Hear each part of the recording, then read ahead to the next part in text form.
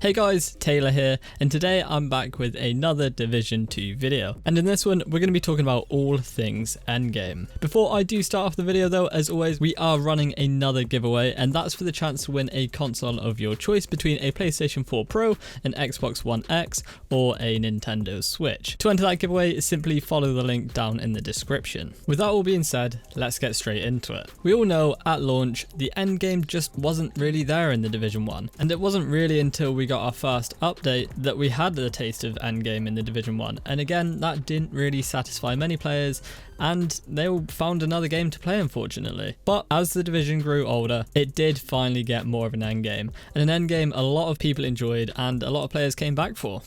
But the Division 2 has been built with endgame first, and you'll read this in a lot of interviews and more than likely see it on a lot of social media channels from the developers themselves. They're really proud of how they've tackled the Division 2, and just by some of the gameplay we've seen and some of the info releases, and you can really see that they have prioritized endgame within the Division 2. So once you hit max rank in the Division 2, which is again level 30, what is there for you to do? Well, first up, you're going to unlock specializations. There's going to be 3 at launch. We've got the Demolitionist, the Survivalist, and the Sharpshooter. Each of these have their own progression paths as well as their signature weapons, but you aren't tied to your choice, so you can switch out specializations when you want to progress down a different path. So you've hit level 30, picked your specialization, and cleared the map of all side missions and other bits and bobs. What now? Well, you're in for a treat, because you'll be introduced to a new faction, the Black Tusks. Terminate any Division agents with extreme prejudice. The Black Tusks are here to try and stop you taking back DC. And they're going to be doing it in multiple ways. They're going to open up a whole range of new activities for you to try and take on, from things like blockaded settlements, aerial drone patrols, new control points, and even the Occupied Dark Zone. We'll come back to that last one, the Occupied Dark Zone, in a minute. But there's one more thing they're going to be doing. They'll be invading story mode missions. Now think of these missions as the Division 2's version of legendary mode missions that we had in the Division 1. The regular enemies that you fought in the campaign will be pushed out and replaced by the Black Tusks. Now it doesn't stop there. You're not going to be fighting wave after wave of commando type soldiers. They'll be bringing their own firepower as well, and you might have seen this. They'll be bringing their own Boston Dynamic type robo-dog that's equipped with its own weapons, as well as a turret on mini tank tracks. And as well as those 2 scary bits of machinery, they'll also have drones with them as well. So yeah, by any means, it's certainly not going to be easy, and you and your squad are definitely going to have to be on your toes and communicate to get through these challenges that lie ahead of you. Like I mentioned, Black Tusks won't just be taking over the PvE side of the Division 2. At certain points, they'll be taking over one of the Dark Zones, and once they do, that'll be then known as the Occupied Dark Zone.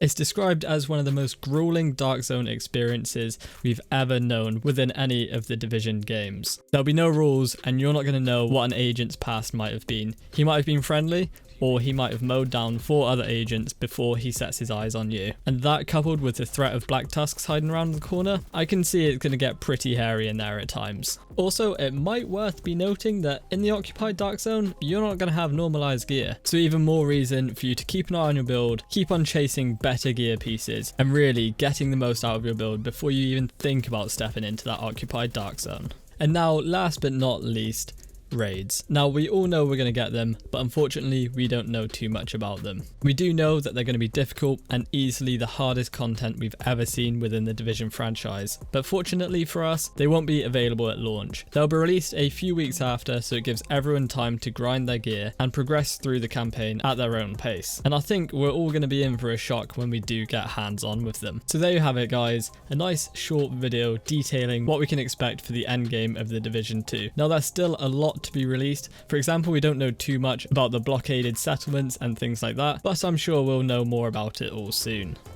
Thanks very much for watching guys, I hope you enjoyed the video. If you want to check out some more awesome stuff from us here at Arekkz Gaming, then you should definitely try to catch 269 and Paradise Central streaming 6 days a week. You can find a link to the multi-stream in the description box down below. They play a wide range of games, and what's more, we also have the Endgame store. By watching their streams, you earn currency, and you can redeem that currency on the Endgame store for really cool prizes. Those can range from things like games, comics, and figures, all the way up to controllers, capture cards, and even consoles. So definitely drop by and become part of the community. Of course, if you enjoyed this video, then make sure you're subscribed and be sure to click on that little bell icon to turn on notifications so you don't miss our next upload.